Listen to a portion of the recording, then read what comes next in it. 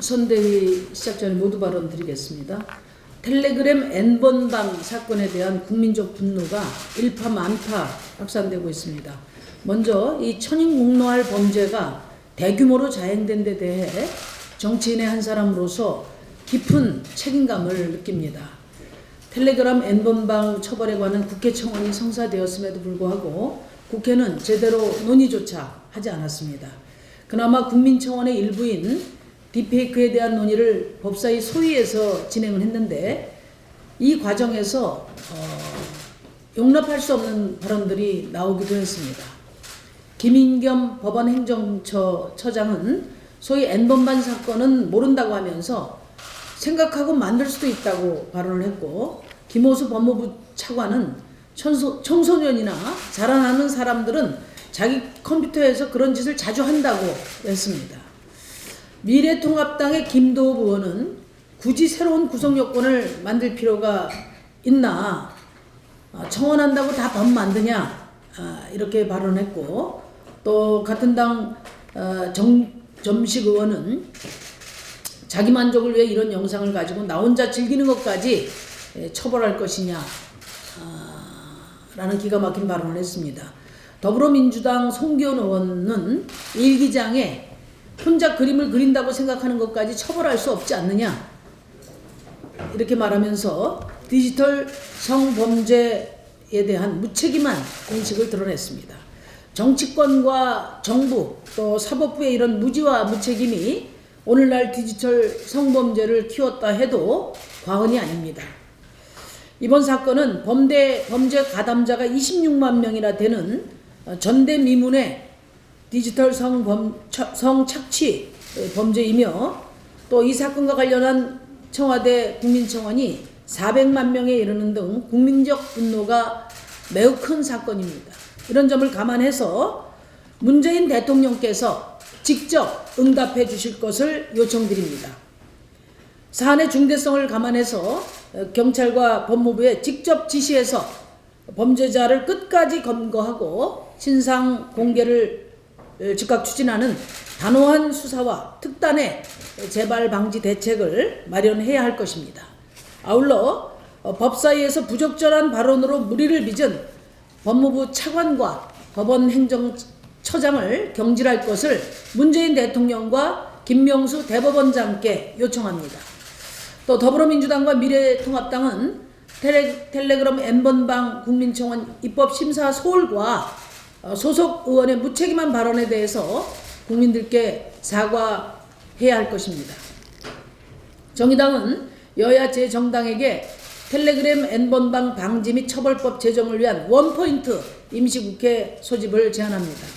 이 법안에는 성착취물 생산자, 유포, 이용자 모두 처벌, 그리고 피해자 지원 강화와 디지털 성범죄 가해자 수사 처벌 실질화, 또 성적 촬영물 유포를 빌미로 협박하는 행위 처벌, 아동 청소년 성착취물 촬영과 유포에 대한 형량 강화 및 실제 처벌비율 확대, 그리고 디지털 성범죄 대응을 위한 국가 비전 수립 및 국제공조 수사체계 마련, 더 나아가서 온라인 서비스 제공자의 책임 강화 등이 포함되어야 할 것입니다. 날로 진흥화되고 재범 우려가 큰 디지털 성착취 범죄에 대한 처벌법 제정을 21대 국회로 미루는 것은 직무유기입니다. 20대 국회가 여성의 안전한 나라를 위한 마지막 책임을 다할 것을 촉구합니다. 미래한국당의 비례후보 공천을 둘러싼 미래통합당의 인형극이 점입 가경입니다. 황교안 대표가 미래한국당 비례공천에 대해 대충 넘어갈 수 없는 일이라고 노골적으로 공천 개입을 선언한 이후에 미래한국당 공천자 명단 수정, 선거인단 부결, 한선교 당대표 사퇴, 원유철 의원의 무자격 당대표 추대, 한선교 전 의원의 속죄 발언 등 상상을 초월하는 막장 드라마가 이어지고 있습니다.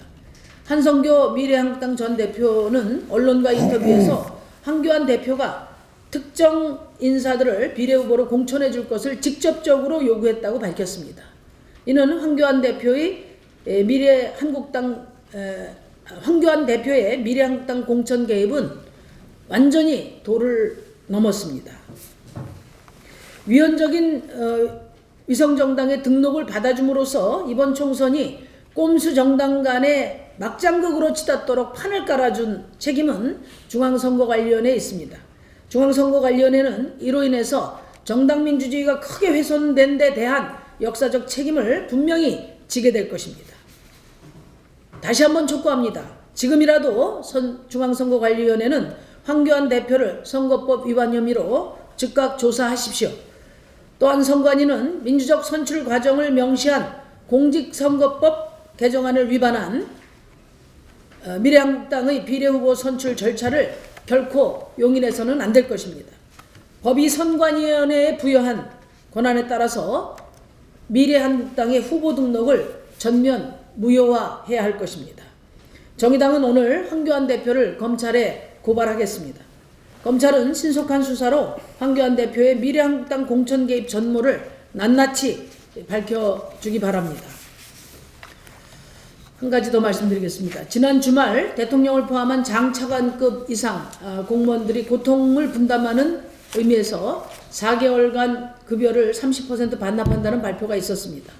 뒤이어 각 정당과 국회의원들이 국회의원 세비 50%를 기부하겠다, 90%를 반납하겠다, 코로나19 위기가 종식될 때까지 지속적으로 30%를 반납하겠다는 다양한 발표가 있었습니다. 코로나19로 전 국민이 어려움을 겪는 이때에 대통령부터 고통을 분담하고 정당들이 위에서 사회적 책임을 다하겠다는 것은 좋은 일입니다. 정의당도 적극 동참 의사를 밝힌 바 있습니다. 하지만 전대미문의 재난 극복을 위한 고통 분담과 관련해서 국회가 해야 할 일이 단순히 국회의원 세비 반납에 그칠 수는 없을 것입니다. 국회는 IMF 등 지난 국가 위기 과정에서의 고통 분담이 우리 사회의 양극화를 더욱 심화시키고 부자는 더 부자가 되고 가난한 사람은 더 가난하게 만들었던 역사적 교훈을 기억해야 합니다. 과거와 같이 국민에게 고통이 전가되는 국민고통분담론이 되지 않도록 국회가 나서야 합니다. 지금 우리 국민들은 더 이상 졸라맬 허리가 없습니다. 대통령과 장차관으로부터 시작한 위에서부터의 고통분담이 취지가 변질되지 않도록 부와 권력을 가진 사람들이 사회적 책임을 다하는 정의로운 고통분담 방안을 국회가 마련해야 합니다. 국회에서 정당 간 논의를 통해 부와 권력을 가진 사람부터 고통을 분담하는 정의로운 고통분담을 마련해야 할 것입니다. 이를 위해서 국회의장과 여야 사당 대표 회담을 요청합니다. 이상입니다.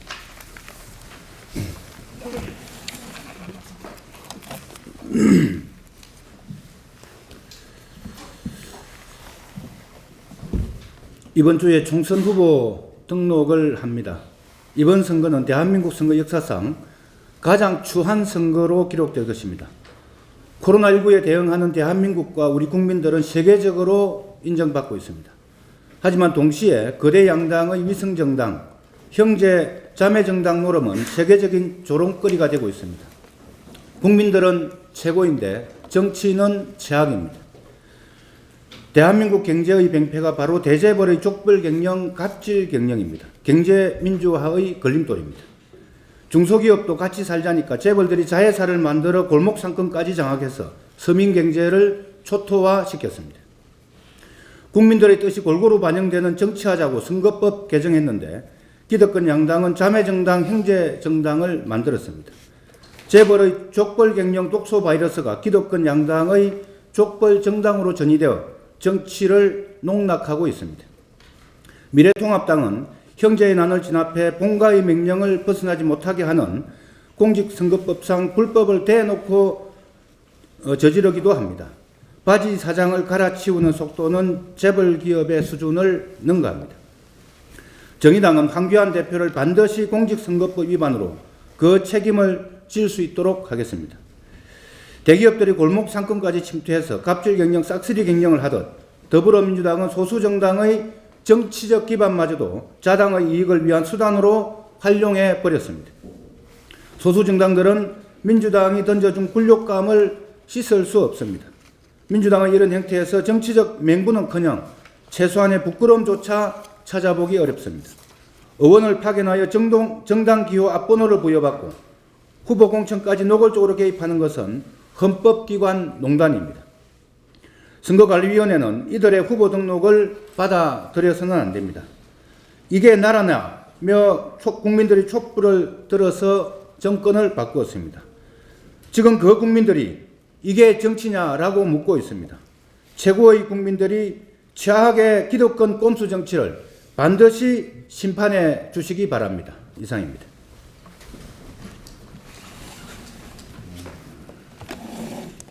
겹치는 부분이 좀 있어서 제를 하고 중요한 부분만 있겠습니다.